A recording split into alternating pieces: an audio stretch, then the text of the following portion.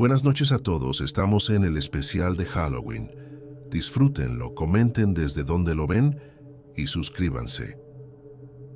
Yo no soy de creer en esas cosas. Trabajo como auxiliar administrativo en la secundaria desde 2016 y en este edificio han pasado más mitos que generaciones. El cuento de Robert Chen me lo dijeron el primer día, que en los 80 un conserje murió en el sótano durante una fiesta de Halloween, con una máscara de calabaza pegada a la cara por un accidente con químicos. Lo contaron como quien cuenta la leyenda del campamento. Me reí por educación y seguí con el papeleo. Al final, Halloween en escuela es igual a globos naranjas, telarañas de algodón y niños con capas de vampiro mal planchadas. El 31 de octubre del año pasado me tocó quedarme hasta tarde. Habían hecho una kermés y yo era quien guardaba las rifas y cerraba los salones del ala vieja. Eran las 18:35 cuando empezó a lloviznar, esa lluvia fina que no moja de golpe, pero te deja los hombros fríos. El vigilante, Saúl, me dijo que en media hora él hacía su ronda y luego cerraba el portón. Yo cargaba el celular con 12% de batería y los bolsillos llenos de llaves. Tenía hambre. Pensaba en un sándwich. El ala vieja huele siempre a cloro y humedad. Los fluorescentes parpadean si no los prendes todos a la vez. Fui apagando salón por salón, empujando pupitres hacia la pared, recogiendo envolturas de dulces y 2 máscaras de plástico olvidadas. Grabé notas de voz para acordarme de pasar por el cuarto de material deportivo, porque la profe de educación física se había quejado de que la puerta no cerraba bien. Cosas normales.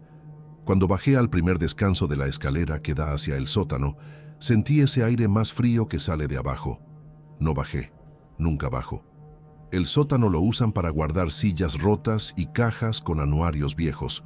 Está cerrado con un candado y solo el director y Saúl tienen llave. Igual, sin pensarlo, acerqué la oreja al pasamanos de metal como si con eso fuera a escuchar algo.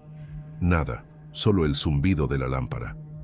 A las 18:52, ya con la lluvia un poco más gruesa, apagué el último salón del corredor norte. Publiqué una historia rápida en Instagram con los pasillos vacíos y un sticker de calabaza, por la tontería.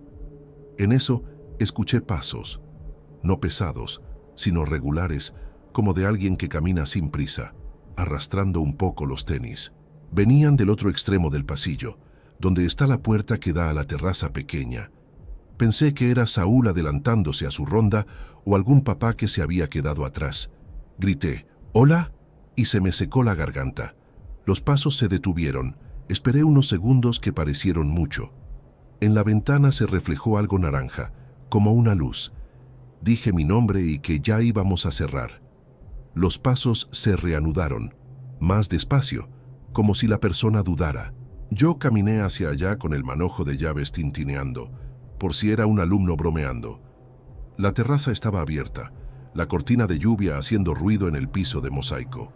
No había nadie, solo la puerta a la escalera exterior, cerrada con traba. Me asomé. Silencio. El patio central tenía los charcos vibrando con las gotas, y entonces, de reojo, vi una silueta cruzar el marco del laboratorio de química. Alta, con hombros anchos, el contorno de algo redondo en la cabeza. Me volteé de golpe como un tonto, ya con el corazón golpeando en el cuello. «Saúl, si eres tú ya, no jodas». Fueron mis palabras exactas. Silencio. Caminé hacia el laboratorio. La puerta estaba entornada. Adentro olía a alcohol isopropílico, a guantes de látex. Encendí la luz.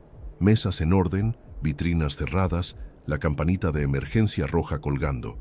Un charco pequeño, agua, junto a la tarja, y en la mesa más cercana, un overol azul marino doblado a la mitad, húmedo en las mangas, como si lo hubieran dejado hace nada. Retrocedí un paso. Mi cabeza se fue directo a lo lógico. Algún disfraz. Punto. Un alumno dejó su ropa aquí. Una broma de Halloween, ni más. Saqué el celular para escribirle a Saúl. Me marcó 1% sin vergüenza. Mandé, ¿estás por el norte? ¿O alguien anduvo en química? Se quedó sin señal. El icono de enviar se quedó pensando. Se apagó la pantalla. Maldita sea. Salí al pasillo de nuevo y por pura tontería dije, ya, ganaron. Los fluorescentes zumbaban, y ahí fue cuando escuché el sonido que no supe ubicar. Una especie de roce, como tela áspera contra pared. Vino desde el extremo donde el pasillo hace una L hacia la escalera. Me quedé quieto, con el manojo de llaves agarrado como defensa. Otro roce, 2 pasos. Hice lo que haría cualquiera que no quiere quedar en ridículo. Caminé hacia el sonido, lento, buscando ver primero y asustarme después. Cuando doblé la L, lo vi, a mitad del corredor, junto al tablero de anuncios, un hombre parado, mirando hacia mí. No veía sus ojos, no veía nada de la cara. Era la máscara de calabaza, grande, con la boca abierta en dientes triangulares como las de plástico, pero sin brillo de juguete, más mate, rugosa. El overol, gris azulado con manchas oscuras a la altura de las rodillas. No se movía. Yo tampoco. No parecía una persona flaca metida en un disfraz. Se veía pesado. No sabría decirlo mejor. Me salieron esas risas nerviosas que uno suelta cuando la cosa se pasa de rara. Dije, ya estuvo. El director se va a enojar si siguen con esto. Él dio un paso. No sonó fuerte, pero lo escuché todo. El crujido leve del piso viejo, el roce de la tela. Otro paso. Yo me pegué a la pared, no sé por qué. El olor me pegó entonces, no a podredumbre ni a nada grande, sino a algo entre humedad, metal y ese dulzón de calabaza artificial de las velas baratas. Le dije, Robert, y me odié por eso. No sé por qué dije ese nombre. Él inclinó la cabeza, apenas, como cuando alguien no entiende si lo llamaron. El pasillo parecía más largo de lo normal. Quise mirar a la cámara que está en la esquina. La lucecita roja titilaba. Pensé, buena, que quede grabado. Dije, voy a hablar con Saúl. Si eres alumno, te vas a meter en problemas. Otro paso, yo otro atrás. La puerta del depósito de limpieza estaba a mi izquierda. El pomo me sudaba en la mano. Entré al depósito de espalda, sin darle la espalda a él. Cerré, pero no completamente. Me quedé pegado a la rendija, respirando con ruido, escuchando. Sus pasos siguieron hasta la puerta. Se detuvieron al otro lado. Si has estado en un cuartito así, sabes cómo suena el mundo desde adentro. Todo más sordo. El corazón me reventaba el pecho. Pasaron quizá 10 segundos. No vi sombra por la rendija. No vi nada. Solo escuché un golpecito leve, metálico, como si rozara el pomo con una llave. Me quedé ahí contando hasta 100 y luego hasta 200, como si eso diera seguridad. Es ridículo, pero empecé a hablar con voz baja. Ya, para no pensar. Cuando me animé a abrir, la luz del pasillo seguía igual. Lo primero que miré fue el piso. Había marcas de humedad en el mosaico, como de botas que chorrearon agua. Iban desde la L hasta la esquina que da a la escalera hacia el sótano. No bajé. Juro que no bajé. Fui directo a la caseta. Saúl estaba acomodando su chamarra, empapada. Me vio la cara y ni preguntó. Agarró la radio, dijo 2 cosas y vino conmigo. Rehicimos el recorrido. Nada. El laboratorio, tal como yo lo había visto, salvo que el overol ya no estaba. Saúl me juró que él no entró allí en toda la tarde y que tenía las llaves del sótano en su cintura. Mira, en la cámara del pasillo, la lucecita seguía roja, pero cuando al día siguiente el director bajó el material, ese tramo entre las 18:50 y las 19:10 tenía la imagen congelada. Esa noche casi no dormí. Busqué en Google conserje máscara calabaza accidente y salieron foros viejos con rumores, nombres mal escritos, fechas que no cuadraban. Busqué Robert Chen, Escuela Accidente Químicos. Encontré un recorte escaneado de un periódico local del 87 con un párrafo hablando de una muerte en un área de mantenimiento en fiesta escolar, sin foto. Podría ser otra escuela, podría ser mentira. Cerré el celular con el brillo al mínimo. Los días siguientes evité el corredor norte. Si tenía que pasar, lo hacía rápido, mirando el piso, con esa sensación de que alguien viene detrás a 2 metros de distancia. Se me quitó el hambre a las tardes empecé a llegar más temprano. Un martes, 3 semanas después, al abrir el depósito de limpieza para sacar un trapeador, me encontré un trozo de plástico naranja, como parte de una máscara barata, con el borde listo como cortado con calor.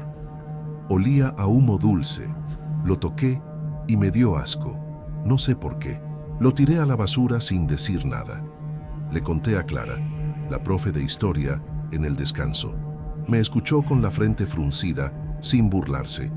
Me dijo que de chica su mamá le había contado lo de un conserje que se había encerrado en el sótano cuando unos adolescentes hicieron una travesura con químicos del laboratorio, que hubo una reacción, que nadie sabía exacto cómo, que él llevaba una máscara y que algo lo pegó. Me lo dijo así, pegó, que después hubo un rumor de que se veía a alguien con overol, que por eso ahora guardan todo bajo llave y hacen inventario doble en octubre. Volví a revisar la cámara del pasillo norte con el director, ya por protocolo. El archivo de ese día tenía ese tramo en congelado. Antes y después, normal. Me preguntó si alguien me había hecho una broma. Le dije que sí, era una muy elaborada y de mal gusto. Saúl escribió un reporte. Lo firmé. Nadie me habló más del tema. Este año me ofrecí a ocuparme del ala nueva y dejarle a otro el corredor norte el 31.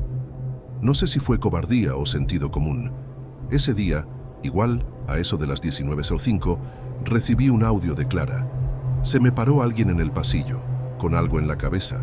Creo que era una máscara. No me hizo nada, solo se quedó y se fue hacia la escalera. Ella no cree en estas cosas tampoco, pero su voz temblaba en el segundo 3 del audio, cuando dijo máscara. Lo pude marcar. A veces me pregunto si no será la lluvia, las luces malas, el cansancio de ese día. A veces creo que alguien encontró la historia y le gusta repetirla cada año, jugar con nosotros. Me hace sentido. Otra parte de mí, la que se quedó pegada a la pared sintiendo olor a humedad y metal, piensa que hay algo que no cuadra, algo atascado en ese edificio entre cajas y candados, repitiendo el mismo trayecto. No voy a decir que vi un fantasma, no sé qué vi. Vi a un hombre con overol y máscara de calabaza, parado a unos 10 metros en un pasillo mojado, una tarde de Halloween, y que dejó marcas húmedas hacia la escalera del sótano. No me habló, no me tocó, no me persiguió. Solo estuvo ahí el tiempo suficiente para que yo recordara su forma cuando cierro los ojos. Desde entonces, cada 31 de octubre, cuando empiezan a colgar las decoraciones y los chicos piden permiso para disfrazarse, yo hago listas absurdas de tareas para no tener que pasar por esa L. Si tengo que hacerlo, lo hago rápido, con las llaves en la mano y la mirada pegada a la pared. Y sí, ya sé que suena tonto, pero cuando cruzo, sin querer, cuento los pasos. A veces, cuando me equivoco al contar, me parece escuchar, detrás, un paso más. No sé si alguien algún día va a revisar el sótano y encontrar algo que explique. Tal vez solo haya polvo y cajas que se deshacen con el dedo. Tal vez haya un overol colgado que nadie recuerda haber dejado. O tal vez nada. Lo único que sé es que en esta escuela, en ese pasillo, la historia se cuenta sola cuando cae la tarde y la lluvia empieza a pegar en el mosaico. Hasta hoy no me pasó nada peor que ese susto largo que se te mete al cuerpo y no se quiere ir. Como si te quedaras un poco más atento, como si el edificio respirara cuando no hay alumnos. Puede ser pura sugestión. Igual, si te toca turno el 31, te sugiero algo simple. No bajes al sótano. No es consejo profesional. Si sentís algo raro que te afecta de verdad, busca ayuda calificada. Y aun si escucharas un roce de tela en esa L, no digas el nombre en voz alta. No ayuda. O eso creo. Volvía del trabajo un martes, ya tirando a las 22:40 por la ruta 47 como casi siempre.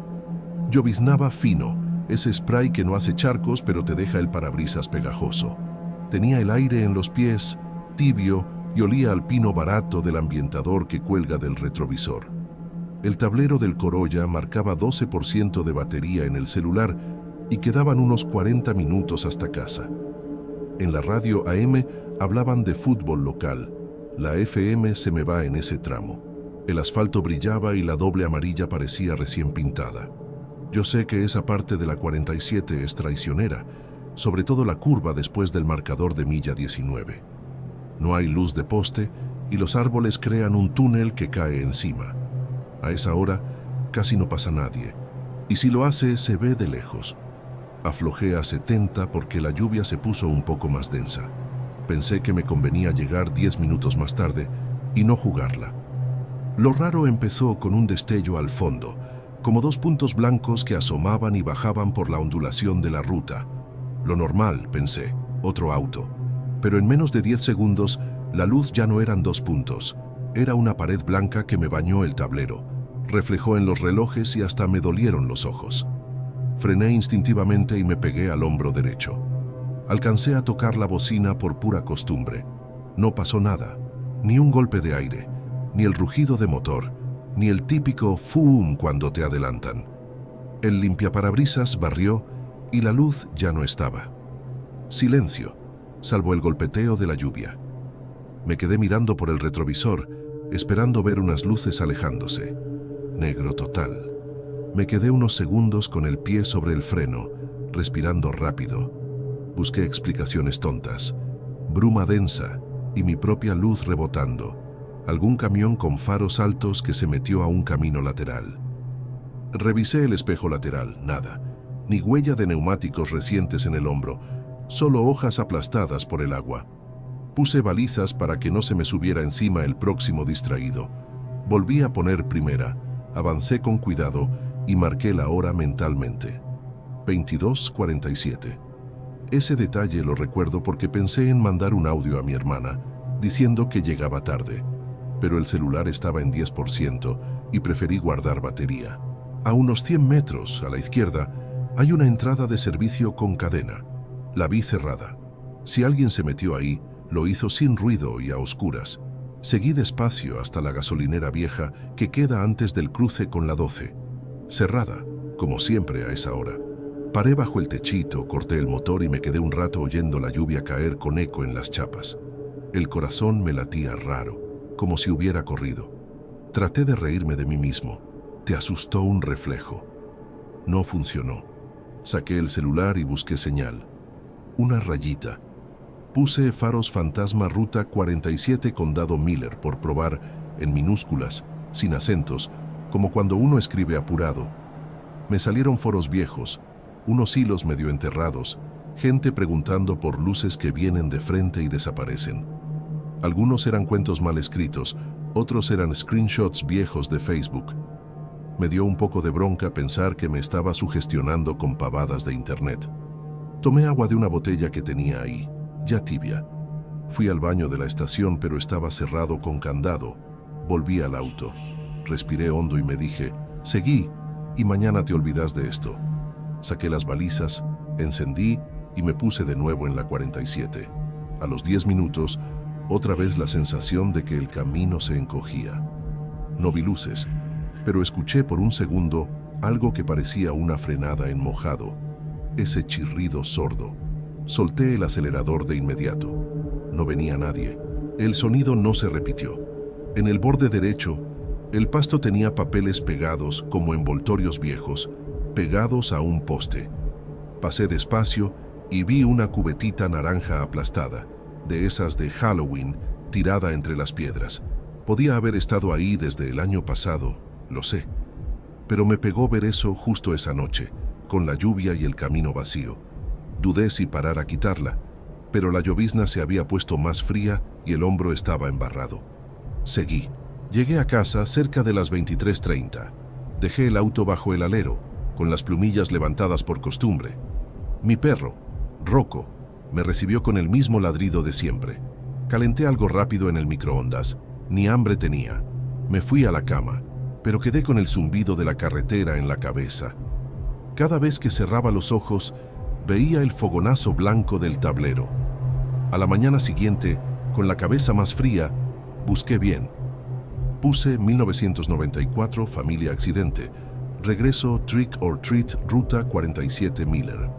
Salió una nota escaneada de un diario local, con fecha de noviembre del 94. Decía que una familia entera murió en un choque frontal volviendo de pedir dulces. No había fotos, solo texto y un párrafo que mencionaba curva sin iluminación a la altura del marcador 19. Me dio un nudo en el estómago. Soy consciente de que hay 1000 accidentes en 1000 rutas, que uno puede acomodar los detalles para que encajen, pero el 19 me quedó fijo. Mandé la nota por WhatsApp a un amigo que trabaja en la ferretería, que conoce a medio mundo. Me contestó al rato: mi tío dice que esa historia es real, que la mamá llevaba una calabacita de plástico naranjita. Me quedé mirando la pantalla un buen rato. No quería convertir esto en tema, pero a partir de ahí empecé a evitar la 47 de noche. Me agrego 20 minutos por la 12 y listo. Un par de veces no tuve opción y me agarró otra vez el cuerpo tenso. Esas ganas de bajar el volumen de la radio para escuchar mejor el camino. No me pasó lo de las luces otra vez, aunque alguna vez creí ver un destello en el retrovisor y no quise mirar 2 veces. Una tarde le comenté al mecánico, mientras esperaba cambio de aceite. Me dijo que hay gente que reporta luces fantasmas, que la policía recibe llamados cada Halloween y que cuando van no encuentran nada. Lo dijo sin morbo, como quien habla de un bache que no arreglan nunca. Pregunté si había alguna explicación técnica, reflejos, niebla, lo que sea. Encogió hombros. Capaz el ángulo, capaz el agua. Uno se sugiere. Hice lo que haría cualquiera. Intenté racionalizar. Pensé en faros de camionetas que vienen en bajada, combinado con lluvia y mi parabrisas sucio por dentro. Consideré que el ojo se satura con luz y tarda en recuperar la visión. Y eso deja la sensación de no pasó nadie. Incluso miré videos de óptica barata en YouTube, esos que explican deslumbramiento. Me calmó un poco, pero no del todo. Tiempo después pasé de día por el tramo y paré donde había visto la cubeta. El hombro tenía basura nueva y el pasto alto, nada que ver. La cadena de la entrada de servicio seguía ahí, oxidada. Caminé unos pasos y escuché un crujido en el monte, capaz un ciervo. No me quedé a averiguar. Me sentí tonto, la verdad, como si estuviera buscando algo que ni sé si quiero encontrar. Un detalle chico me quedó grabado. Esa noche, cuando me bañé, noté un olor a humedad raro, como ropa guardada, que no suelo sentir en el baño. Revisé la alfombra, nada. Puede haber sido el clima, esa llovizna que se mete en todo. Pero fue suficiente para que apagara la luz y la volviera a encender, como si con eso apagara también la idea que me venía persiguiendo. Desde entonces, cada vez que cuento esto, alguien aporta su propia versión, que vio luces donde no había auto, que sintió un golpe de aire en un camino vacío, que escuchó frenar sin ver a nadie. Siempre hay una posible explicación. Siempre hay alguien que te dice, seguro fue un reflejo. Y yo lo prefiero así, honestamente. Prefiero pensar que mi cerebro juntó piezas sueltas en un lugar con mala fama. La última vez que pasé de noche por la 47 era viernes, 21:10, cielo limpio. No había lluvia, no había niebla, nada. Hice la curva del 19 concentrado, manos a las 10:02, faros en baja, todo normal. Y sin embargo, cuando crucé bajé un poco la velocidad sin darme cuenta, como si estuviera escuchando algo que no sonaba. No vi luces, no esperé verlas. Igual miré el retrovisor. Lo mismo que vi aquella vez podría ser 100 cosas. Puede ser que esa noche me agarró cansancio. Puede que el vidrio tuviera una película grasosa y rebotó lo justo. Puede que mi mente se haya aferrado a un recorte viejo de diario para ponerle un nombre al susto. También puede que, por un instante, lo que pasó en el 94 se meta en la ruta de otra forma. No sé. No busqué más. No pienso ir con cámara, ni colgar sensores, ni convertir algo así en hobby. Si me toca de nuevo, bajaré la velocidad, me abriré al hombro y esperaré. Y al día siguiente, probablemente me convenza de que fue otra cosa y seguiré con mi vida. Pero ya no uso la 47 de noche, si lo puedo evitar. No por heroísmo ni por miedo de película, por simple prudencia. Sé que suena como esas historias que se exageran con los años. Yo lo cuento lo más simple que puedo. Venía, vi luz, frené, no había auto. El resto son detalles que te agarra la cabeza para entender lo que no cierra. Si a alguien le sirve para manejar más atento en ese tramo, mejor. A mí me alcanzó para aprender a respetar esa curva. Hasta hoy no puedo asegurar qué fue. Cuando llueve y voy solo, a veces sin querer, bajo el volumen y trato de escuchar si el camino me dice algo.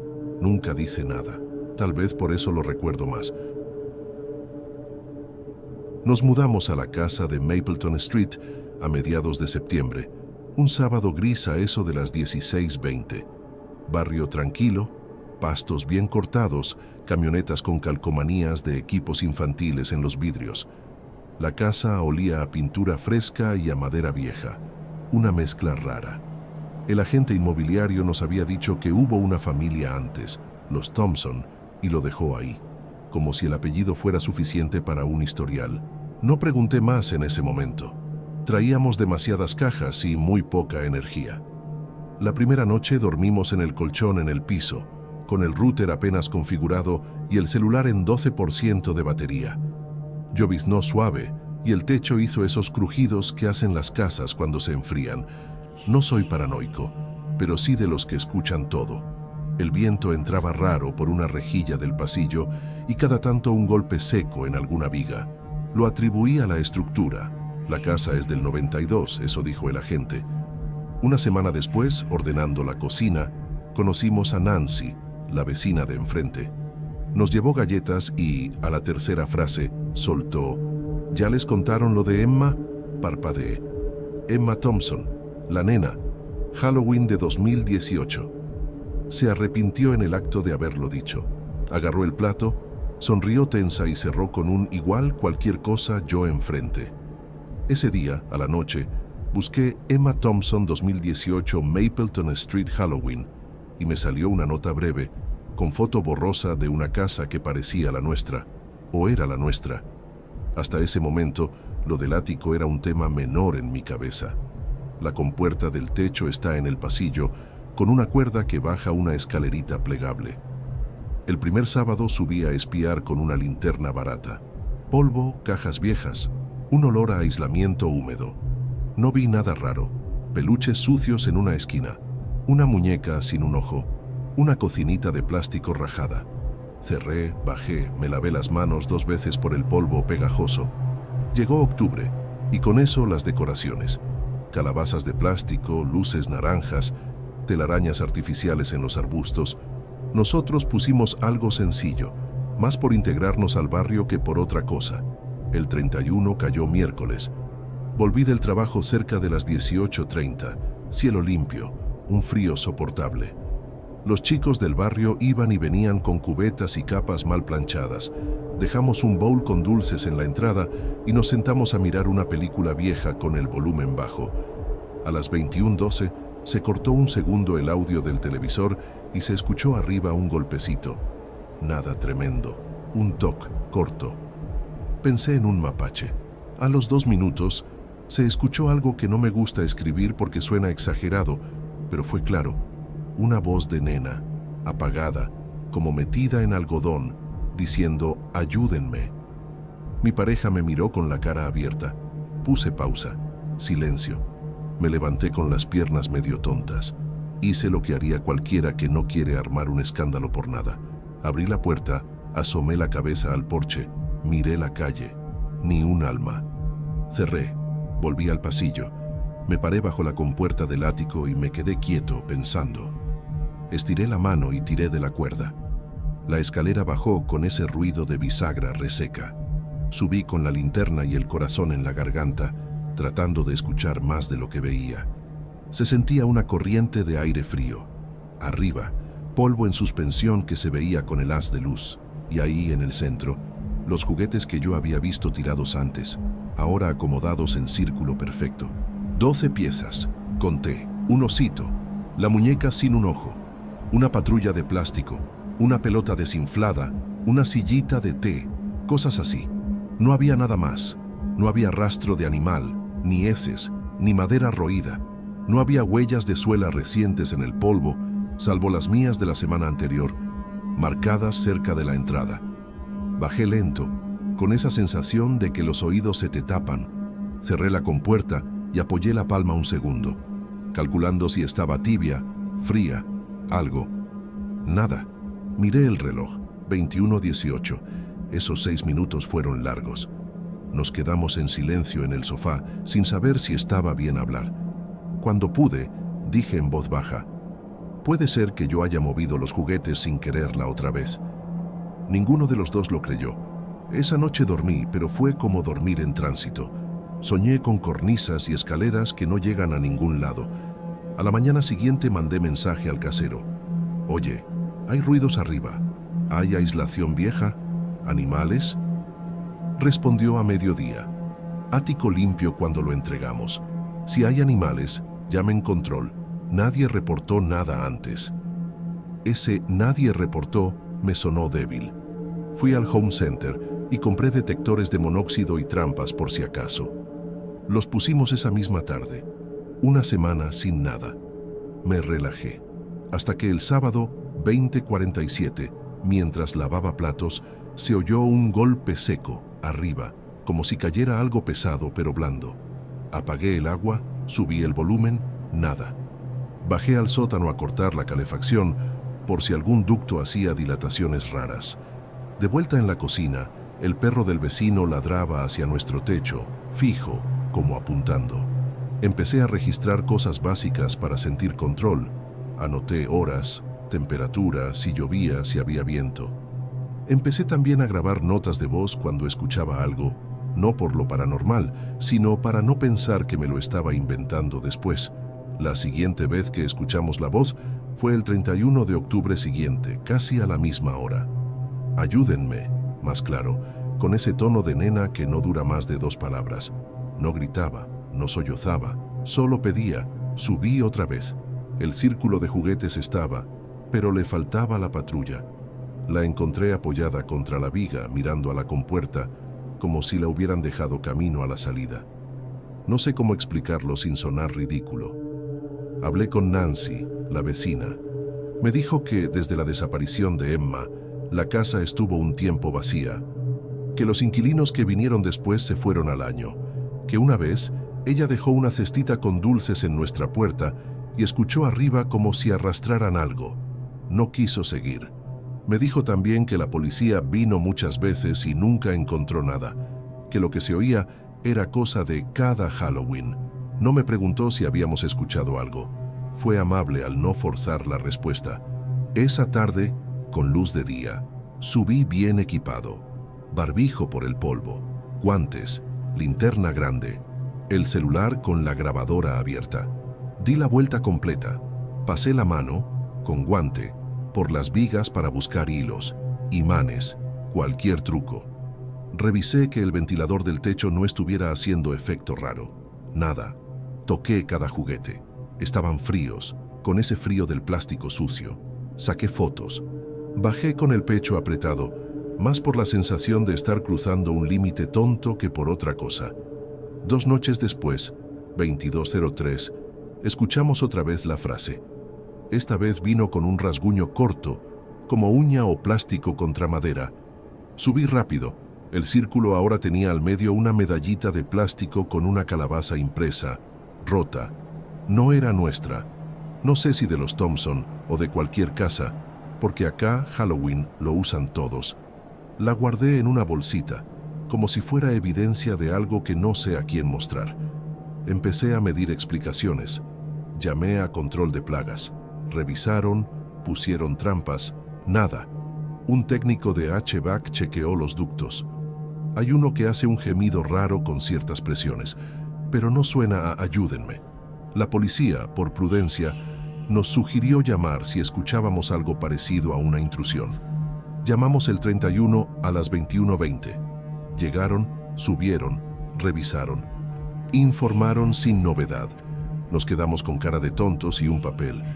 No me gustan las soluciones dramáticas, así que hice lo que podía. Compré un monitor para bebé y lo apunté al círculo de juguetes, solo esa noche. Lo dejé grabando con detección de sonido. Al día siguiente, el archivo tenía picos de ruido a las 21:12 y 21:18, pero nada inteligible. Se escucha un shh y un golpe como de plástico. Cuando subí, el círculo seguía. Le faltaba la muñeca tuerta. La encontré al costado, acostada de cara a la compuerta, como si esperara. Podría decir que dejamos dulces en el ático para ver si cambiaba algo. Lo hicimos una vez. No los tocó nadie. Podría decir que trajimos a un cura o a un médium. No lo hicimos.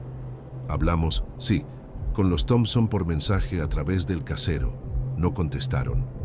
Lo más cerca que estuve fue leer foros donde gente de otros estados contaba cosas parecidas. Se escucha una voz, subo, hay juguetes acomodados. La mitad eran bromas, la otra mitad eran personas como yo, intentando no sonar locas. Este último 31 hicimos algo distinto. Nos fuimos a casa de unos amigos a cenar y volvimos tarde, 23:40. Pensamos que, si había algo, lo esquivábamos por horario. Abrimos la puerta y el perro de Nancy estaba lloriqueando, mirando nuestro techo. En el pasillo, un olor leve a polvo frío. No escuchamos nada. Subí igual porque ya me conozco y dormir sin subir era peor. En el ático, el círculo de juguetes estaba perfecto, pero con un hueco. En ese hueco, en el polvo, se marcaban dos huellitas redondas, como si alguien hubiese apoyado algo pequeño, quizás una cubeta infantil. Puede ser mi cabeza acomodando figuras. Puede ser. Desde entonces, vivo con dos versiones de la misma casa. La de día, con el sol entrando por la ventana del comedor, café caliente y el ruido de las bicicletas de los chicos, y la de noche, con la compuerta del ático encima del pasillo como una boca cerrada y un silencio que sugiere. No tengo pruebas de nada. Tengo sonidos, un círculo de juguetes que aparece demasiado ordenado y unas cuantas noches con el sueño cortado a las 21 y pico. No sé qué le pasó a Emma. No sé si ese ayúdenme existe fuera de nuestra cabeza. A veces creo que el vecindario entero sostiene un recuerdo que pesa y la casa lo repite como puede. Crujidos, plásticos movidos, un timbre de voz que sacamos de algún recorte de periódico. Otras veces subo, miro el círculo y no me parece memoria, me parece presente. Duro, chiquito, pero presente. No pienso convertir esto en espectáculo. El 31, si estamos, apagamos las luces y dejamos el baúl afuera. Yo me paro un minuto bajo la compuerta y respiro, esperando no escuchar nada. Si escucho algo, bajo la velocidad del pensamiento, anoto la hora, reviso que el detector de monóxido esté en verde y subo con calma a ver el círculo. No hago preguntas en voz alta. No llamo por su nombre. No sé si ayuda. Hasta hoy no tengo una explicación que me convenza del todo. Capaz son ductos, capaz es el viento, capaz es un mapache educado. Capaz es la manera que tiene esta casa de recordar una noche que se quedó sin cierre. Yo lo cuento así, sin adornos, para que si te toca una casa con historia, escuches sin volverte loco. Entré al Riverside el 31 de octubre, por pura terquedad y un poco de estupidez. Llegué a las 19:42, cielo nublado, viento frío, esa humedad que se te mete en las mangas. El estacionamiento estaba con yuyos altos, vidrios rotos brillando como escarcha debajo del faro de la calle que todavía funciona. Tenía el celular en 36% de batería, linterna frontal, guantes de trabajo y una mascarilla simple por si el polvo. Lo de siempre cuando haces urbex con cabeza. La reja lateral se abre fácil si levantas un poco, ya lo había visto en un foro. Del otro lado, el patio interior huele a moho y a desinfectante viejo, una mezcla rara que te remite a hospital, aunque esté vacío. Pisé despacio para no hacer ruido con las botellas. A esa hora, de las ventanas solo salía oscuridad. Pensé, como siempre, en dar media vuelta. Seguí igual. El hall principal tiene el piso ajedrezado con baldosas saltadas. A la derecha, recepción con mueble caído. A la izquierda, pasillo hacia administración.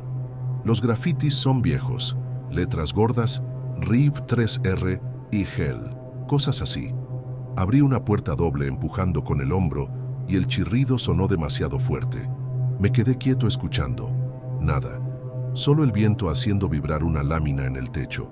Yo había leído sobre el cierre en 2005 por denuncias de abuso, pero la info es confusa, reportajes cortos, archivos mal escaneados. Me repetí que no estaba ahí por morbo, sino por arquitectura. Mentira a medias. Caminé hacia el ala E, donde supuestamente estaban las terapias. Pasé frente a una pizarra de corcho con un papel pegado que decía Protocolo 12B y fechas borroneadas. Le saqué una foto y la cámara tardó de más en disparar, como si el autoenfoque no quisiera agarrar.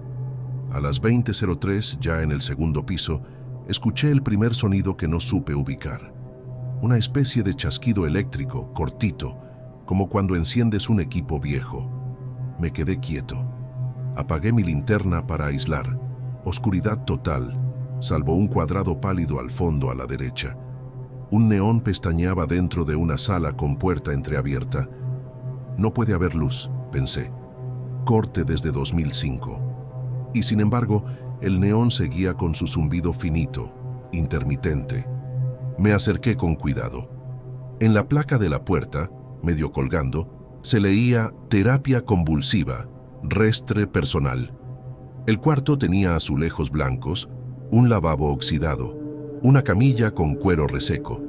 En la pared, 2 interruptores industriales. Uno estaba arriba. El zumbido venía de una caja metálica con perillas con números borrados. No lucía operativa, pero la luz del neón estaba encendida. Eso era objetivo. Toqué con el dorso, frío. Pasé la mano cerca. Noté ese cosquilleo mínimo que te da un tubo cuando está vivo. Debe haber un generador prendido en algún lado, me dije, como si eso explicara todo. Grabé una nota de voz. 2007, luz en sala E212, posible circuito aislado. Me escuché la voz rara como absorbida por las paredes. En el pasillo, algo cayó a lo lejos. Un eco seco, y me pegué un susto bobo. Respiré lento, seguí. El audio empezó en la sala contigua. Era una voz masculina, neutral, como de terapeuta leyendo un guión. Sesión 3. Dígame su nombre. Se oía desde un parlante incrustado en la pared, esos viejos que parecen rejillas de ventilación. Miré alrededor por instinto, como si hubiera alguien más conmigo. Solo había sombras y polvo. La voz repitió, dígame su nombre. Esperé escuchar respuesta de cinta. Hubo silencio. Y entonces, sin saber por qué, respondí en voz baja, Luis. Lo dije flojo, por vergüenza conmigo mismo. Y la grabación, o lo que fuera, hizo una pausa extraña y siguió con otra línea que no encajaba con un cassette fijo. Luis, ¿por qué hoy? Sentí un pinchazo en la nuca. Lo atribuí a casualidad, a que esas frases aplican a cualquiera. Aún así, contesté, medio riéndome de nervios, porque es Halloween. Otra pausa. Halloween te asusta. La piel de los brazos me tironeó debajo del buzo. Tragué. No contesté. A las 20:12 grabé otro memo. Sala E214. Parlante reproduce terapia. Frases parecen adaptarse. Probable loop psicológico genérico. Quise creer esa explicación. Caminé al cuarto de controles, una pecera con vidrio estrellado. En el panel había una bandeja de casetes grises rotulados con fechas entre 1998 y 2004. Toqué uno. Polvo grueso, pegajoso. Ninguno estaba metido en el reproductor, que tenía la tapa abierta y la bandeja vacía. Aún así, la voz seguía sonando en la sala, como si viniera de dentro del muro. Me acerqué al parlante y pegué la oreja.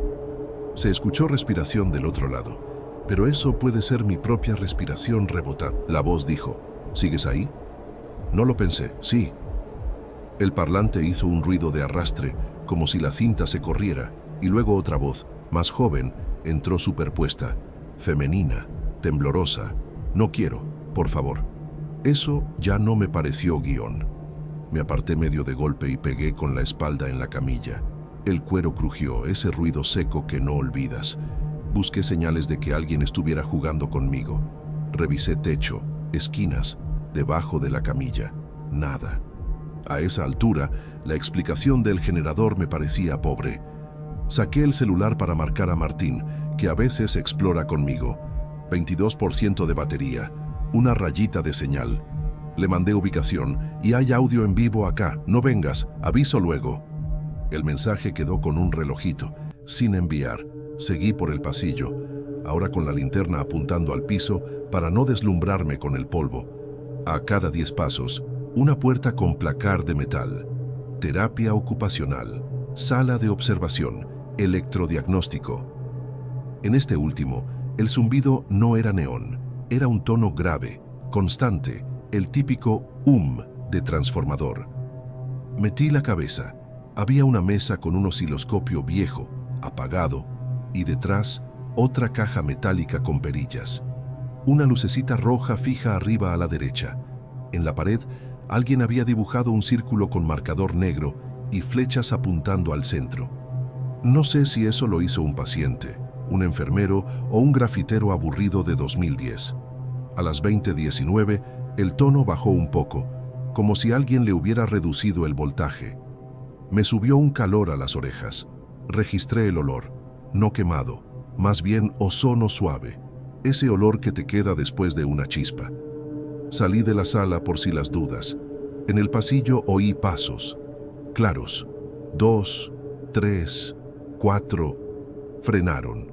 Forcé a mi cabeza a construir una imagen lógica. Otro explorador, un guardia, un ocupa. Dije hola, con voz ridícula. Nadie contestó. En ese silencio, el parlante del cuarto anterior volvió, ahora con la voz masculina. Luis, cuando escuches el tono, respira. El tono subió, coincidió con un chasquido, y la luz del neón de la primera sala parpadeó fuerte, iluminándolo todo blanco por un segundo. Cerré los ojos por reflejo. Cuando los abrí, el pasillo parecía igual, pero mi latido estaba en el cuello y sentí la boca seca como si me hubiera tragado polvo. No voy a mentir. Pensé en salir. Miré el reloj. 20:22. La salida estaba a unos 5 minutos si no me perdía. Al mismo tiempo, una parte de mí, la tonta y curiosa, quería entender desde dónde salía la energía. Fui hacia abajo por la escalera de servicio. En el primer descanso vi un cable grueso, nuevo en comparación con todo, que se metía por una canaleta improvisada hacia el sótano. Seguí el cable con la luz. Bajé. El sótano olía más fuerte a humedad y metal. El sonido cambiaba, más grave, como si viniera de barrigas gigantes respirando. En una sala con puerta cortafuego abierta había un generador portátil, moderno, color amarillo, con cinta policial vieja cruzada. Tenía una pegatina de una empresa eléctrica local. La llave estaba girada en off, no había combustible dentro. El indicador marcaba vacío. Aún así, arriba, el neón parpadeó otra vez. Se me helaron las manos, no por paranormal, sino porque una pieza lógica se me caía. Le saqué una foto al panel del generador, con la fecha y hora en pantalla. 20:27. El flash rebotó en una charola de metal y me cegó un segundo. En ese segundo, el parlante del piso de arriba, o quizá otro en el sótano, dijo clarito: «No te quedes aquí». La voz no era la neutra, era la joven de antes, con esa micropausa entre «qued» y «es», como si buscara la palabra. Corrí, no a lo loco, pero sí con prisa. Volví al primer piso. Tiré demasiado fuerte una puerta y se me vino la mitad encima con el marco suelto. Me insulté en voz baja. En el hall, el aire se sentía distinto, más frío, como cuando abres la puerta en invierno. Y en la recepción, el altavoz que parecía muerto lanzó otra línea. «Sesión terminada». Fue casi gracioso. Me reí nervioso, sin ganas. A esa hora, 20:34, el celular vibró. «Martín, ¿qué onda?». Le mandé audio breve. «Luego te cuento, me voy». Caminé hacia la salida mirando el piso para no pisar vidrio. En el último pasillo, el neón se apagó por completo. El zumbido quedó solo un segundo más y murió. El silencio que queda después de un zumbido es raro. Te hace notar los oídos. Seguí, pasé la reja levantando con el hombro y del lado de afuera, el viento sonó normal, como viento. Me senté en el auto con las manos en el volante y la frente apoyada un segundo. Olía a interior de coche frío, a plástico y a mi propio miedo. Marqué en el mapa la ubicación por manía, como si después fuera a volver con una explicación. No volví, no esa noche. Manejé despacio hasta la gasolinera de la 3, compré agua y me miré en el espejo del baño. Tenía polvo en las cejas y la mirada de alguien que no durmió. Al día siguiente, en casa, me puse a buscar. Riverside 2005, abuso, cierre, generador, mantenimiento. Encontré un PDF con el inventario de retiro. La empresa eléctrica cortó suministro en diciembre de 2005. Los generadores quedaron decomisados. El número de serie no figuraba. Podía ser otro generador, metido después por alguien. Podía ser. Llamé a la empresa que salía en la pegatina. La recepcionista me dijo que no tienen registros de trabajos ahí en los últimos años. Escuché mis notas de voz. En la de las 20:07 se oye el neón y mi respiración. En la de las 20:12, cuando digo probable loop, se cuela un susurro al fondo. Le subí el volumen, jugué con el ecualizador. No dice nada claro. Podría ser viento. Podría ser mi chamarra rozando el micrófono. Me obligué a apagar y dejarlo. No quería convertirme en esos que le ven caras a las manchas. Semanas después, hablé con una enfermera retirada que había trabajado en otro hospital. Me dijo que los protocolos se grababan para auditorías, que las voces neutras eran comunes, que no era raro que quedaran casetes sueltos por ahí. Le conté lo de la respuesta en tiempo real. Me miró con cara de «estás sugestionado», pero fue amable. «Los lugares repiten cosas», dijo. «No en el sentido místico, en el acústico. Hay ecos raros». Me gustó esa respuesta. La adopté. No voy a hacer un canal con esto ni a venderlo como prueba. No lo es. Es lo que escuché. Un neón encendido en un lugar sin luz, un parlante que hablaba y a ratos parecía contestar, un generador que no lo estaba.